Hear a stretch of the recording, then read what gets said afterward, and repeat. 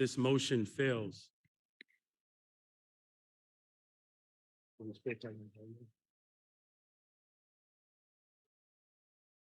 The chair recognizes the 45th Ward Alderperson, Alderman Gardiner. Do you still wish to speak? Yes, it's a little bit late, but I just wanted to echo the sentiments of my colleagues, Alderman Lopez and Alderman Moore. Thank you, Mr. President. By the way, we don't always agree, Alderman Lopez and Alderman Moore and I, but they are brave souls, and they always, more often than not, speak the truth. They brought up the fact that their ward felt, or they feel as if that their voice is not heard. 45th Ward feels the same way. By no means am I asking, I'm not seeking leadership, nor do I think that I have the knowledge or the experience to do so as of yet. I still believe that I have a lot to learn in order to earn a leadership role. And those who have paid their dues in our leadership, I congratulate you, I commend you. Alderman Dow, I wish you nothing but the very best, and I think you deserve everything that has come to you. Prior to this, we had a vote for an independent council on March 30th, where we had 19 committees, and we went to increase that to 28, some of which don't meet regularly at all, but yet we decided that we were going to increase those committees to 28 to buy votes, as my colleague Alderman Moore correctly said, to buy votes.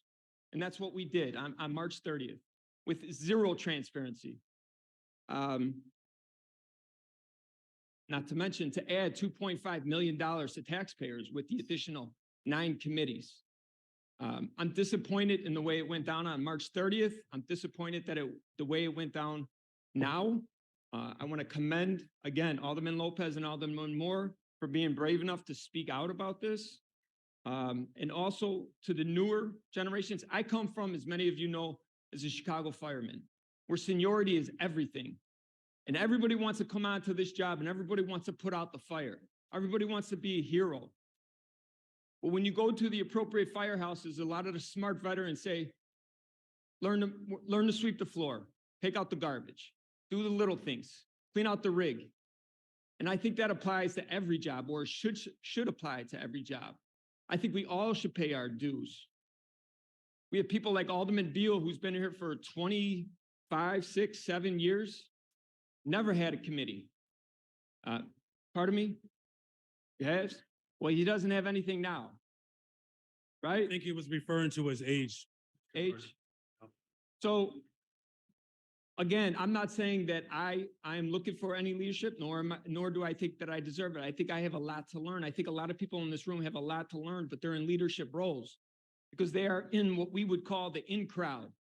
But I didn't get in here. I didn't get into politics to be in the in crowd. So I wish all of you well, as I said earlier, and for those who have earned your leadership roles, I commend you. I wish you well. I'll do everything to be helpful, resourceful to you to help move forward the city's business. But when I see things, as my colleagues mentioned earlier, about some of the decisions that we have made, whether they be on March 30th or today, it's disappointing to say the least. I think it's disappointing for the residents of the city of Chicago. I thank you for calling on me. Jeff, I know you see me earlier.